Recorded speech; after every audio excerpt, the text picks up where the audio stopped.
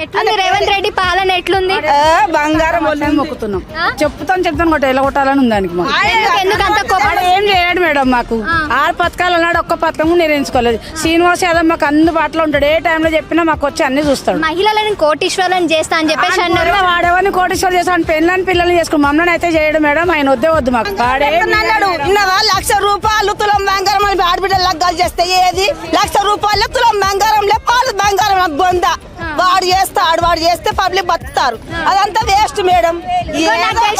నాకు తెలిసి నిన్ను కోటీశ్వరరాలను చేసినట్టు మొన్ననే కట్టిండు తులం బంగారం, మొన్న లగ్గం చేస్తే ఇచ్చిపోయిండు, ఓలకెళ్ళి మాకు ఇచ్చిపోయిండు.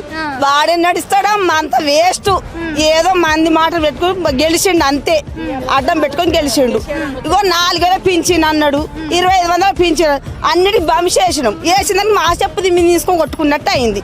ఇప్పుడు వస్తే చెప్పేసుకొని కొడుతురాయినాను రాడిగా మా అట్ట ఒకసారి పెట్టుకుని తిరుగుతాడు.